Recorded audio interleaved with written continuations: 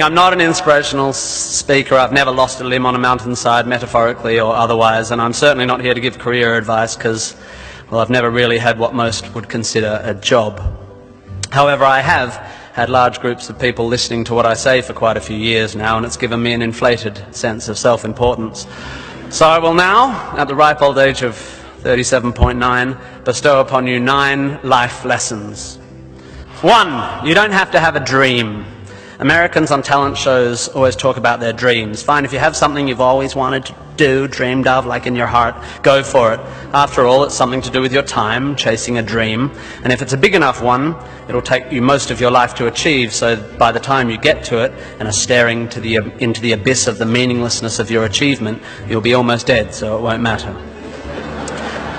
I never really had one of these dreams, and so I advocate passionate dedication to the pursuit of short-term goals.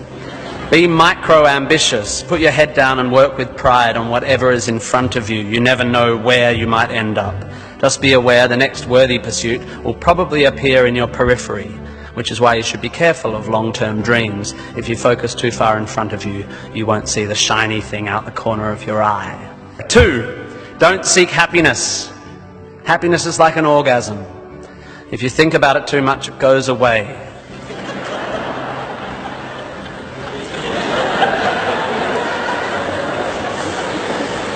Keep busy and aim to make someone else happy, and you might find you get some as a side effect. We didn't evolve to be constantly content. Contented Homo erectus got eaten before passing on their genes.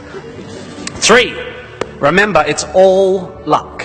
You are lucky to be here. You are incalculably lucky to be born. Understanding that you can't truly take credit for your successes, nor truly blame others for their failures, will humble you and make you more compassionate. Empathy is intuitive, but is also something you can work on intellectually. 4, exercise.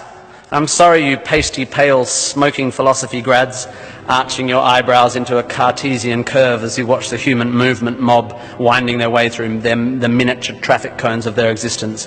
You are wrong and they are right.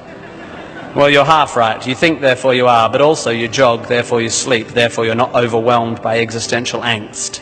You can't be can't, and you don't want to be. Play a sport, do yoga, pump iron, run, whatever, but take care of your body. You're going to need it. Most of you mob are going to live to nearly 100, and even the poorest of you will achieve a level of wealth that most humans throughout history could not have dreamed of. And this long, luxurious life ahead of you is going to make you depressed. 5, be hard on your opinions. A famous bon mot asserts that opinions are like arseholes, and that everyone has one. There is great wisdom in this, but I would add that opinions differ significantly from arseholes, and that yours should be constantly and thoroughly examined.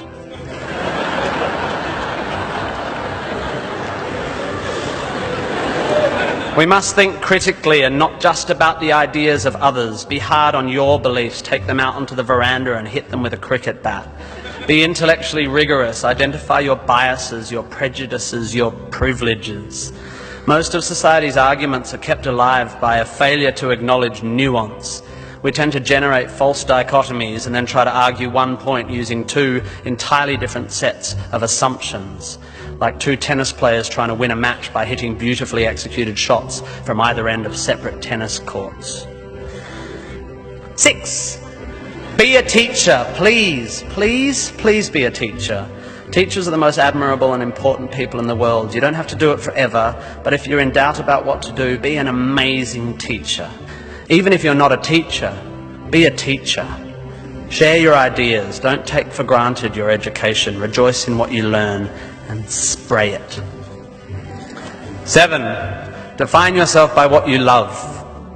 I found myself doing this thing a bit recently where if someone asks me what sort of music I like, I say, well, I don't listen to the radio because pop song lyrics annoy me. Or if someone asks me what food I like, I say, I think truffle oil is overused and slightly obnoxious. And I see it all the time online, people whose idea of being part of a subculture is to hate Coldplay or football or feminists or the Liberal Party. We have a tendency to define ourselves in opposition to stuff. As a comedian, I make my living out of it. But try to also express your passion for things you love. Be demonstrative and generous in your praise of those you admire. Send thank you cards and give standing ovations. Be pro stuff, not just anti stuff.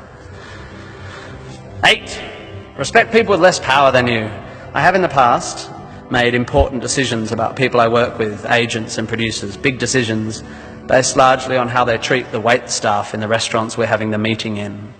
I don't care if you're the most powerful cat in the room, I will judge you on how you treat the least powerful. So there. 9, finally, don't rush. You don't need to already know what you're going to do with the rest of your life. Don't panic. You will soon be dead. Life will sometimes seem long and tough, and God, it's tiring. And you will sometimes be happy and sometimes sad, and then you'll be old, and then you'll be dead. There is only one sensible thing to do with this empty existence, and that is fill it. Not fill it, fill it. Life is best filled by learning as much as you can about as much as you can, taking pride in whatever you're doing, having compassion, sharing ideas, running, being enthusiastic. And then there's love and travel and wine and sex and art and kids and giving and mountain climbing, but you know all that stuff already. It's an incredibly exciting thing, this one meaningless life of yours. Good luck, and thank you for indulging me.